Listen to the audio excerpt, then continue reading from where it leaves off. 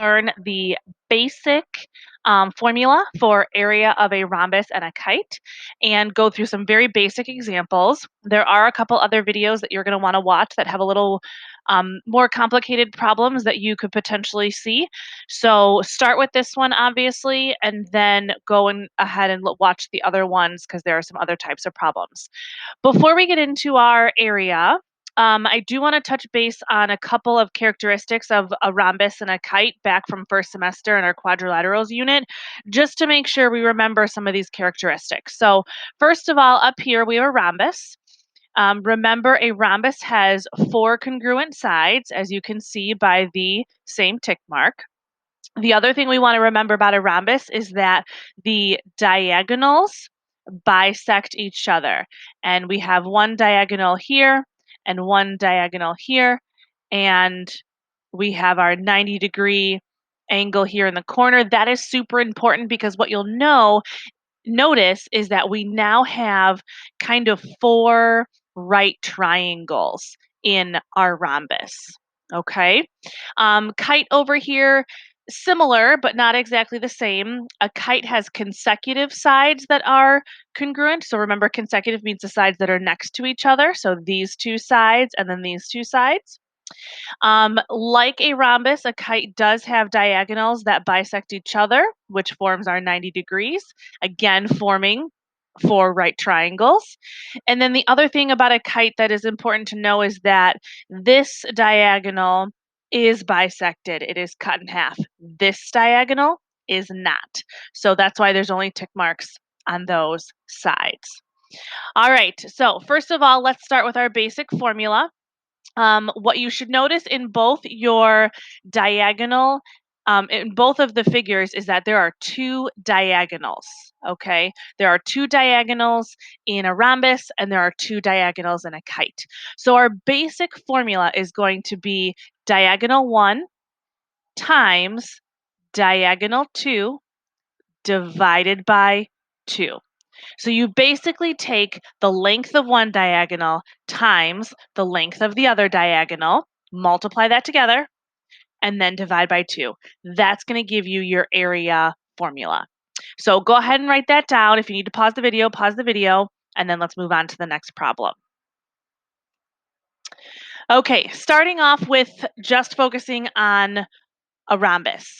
In this first example, pretty straightforward. PR is 12. PR is this full diagonal. QS is 26. That is this full diagonal. So according to our formula, we do diagonal times diagonal divided by 2. So we're going to do 12 times 26 divided by 2.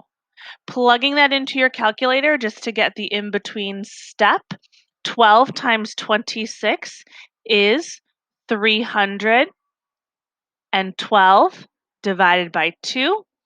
That will give us an area of 156 units squared. Since we are talking about area, our units are squared, so that's why you see the little squared symbol on the units. There were no units given to you, so just using the word units is enough. So there's that first example. Now let's look at this example.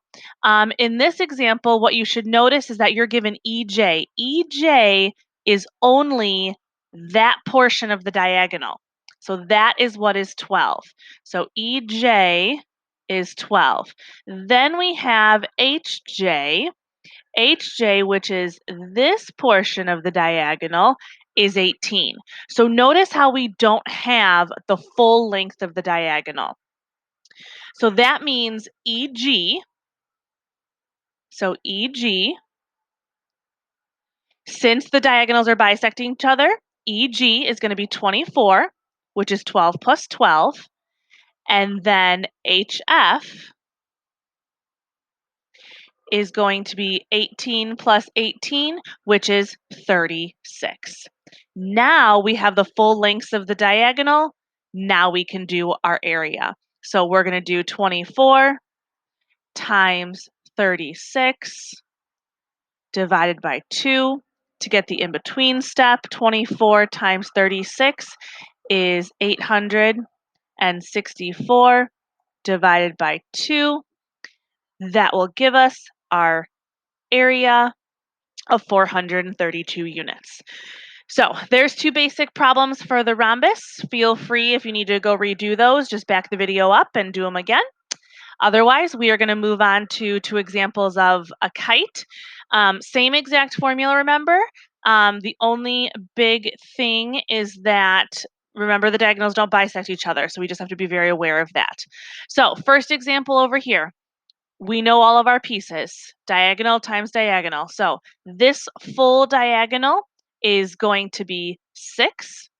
So we're going to do 6 times this full diagonal, which is going to be 13, divided by 2.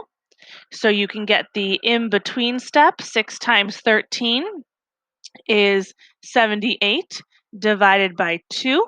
Go ahead and calculate 78 divided by 2. And we get not 9.5. Sorry, not really sure where that came from.